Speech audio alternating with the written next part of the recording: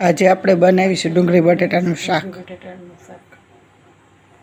તો આપણે ડુંગળી સુધારી લીધી છે, બટેટાને સાલું ઉતારીને ધોઈને સુધારી લીધા છે. હવે આપણે શાકને વઘારી લઈશું.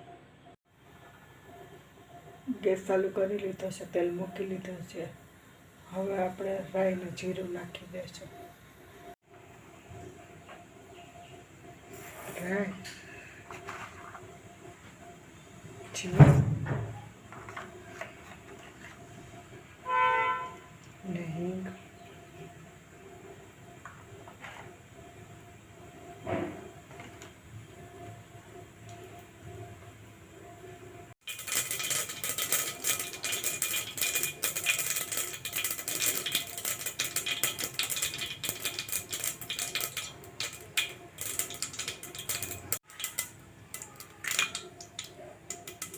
તો આપણું તેલ થઈ ગયું છે, બટેટા નાખી દઈશું.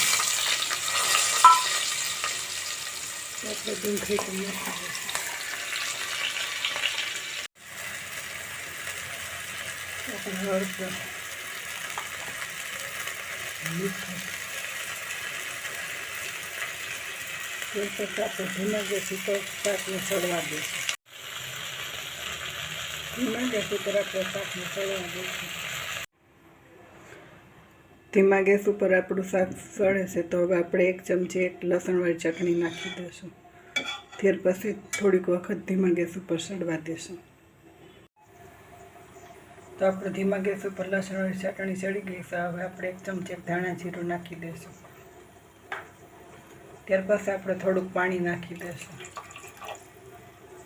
1 ચમચી ગરમ મસાલો નાખી દઈશું.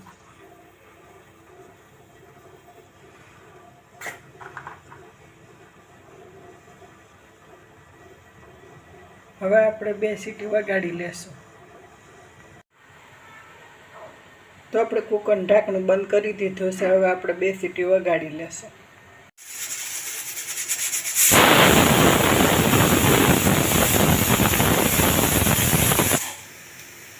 તો આપણે 2 સીટી વાગી ગઈ છે, ગેસને બંધ કરી દેશું. આજે આપણે બનાવીશું ખીચડી. તો ખીચડી બનાવવા માટે આપણા દેશી મગ બહાર છે, તેને દાળ કરીને આ રીતે ખીચડી આપણે તૈયાર કરી લીધી છે. તો આપણે ખીચડીને ધોઈ લેશું.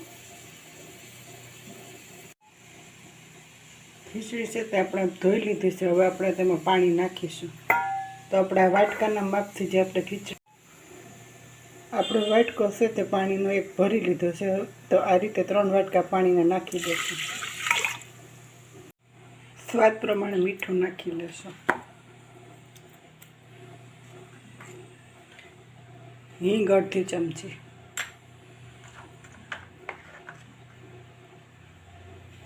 અને હળદર 1 ચમચી ઘીની નાખી લેશું. તો ઘી નાખવું હોય તો ઘી, ને નહીંતર તેલ પણ નાખી શકાય. આનાથી આપણે ખીચડી સરસ થાય છે. ગેસ ઉપર મૂકી દઈશું, કુકરને મૂકી દઈશું. તો આપણે 15 મિનિટ કુકરને ગેસ ઉપર રાખીશું, ધીમા ગેસ ઉપર. તો આપણે ગેસ ચાલુ કરી દીધો છે, કુકર મૂકી દીધું છે. તો આપણે ધીમા ગેસ ઉપર 15 મિનિટ રહેવા દઈશું કુકરને. 15 મિનિટ થઈ ગઈ છે. હવે આપણે ગેસને બંધ કરી દઈશું. તો આપણી ખીચડી તૈયાર થઈ ગઈ છે. હવે આપણે કુકરને ખોલી લઈશું.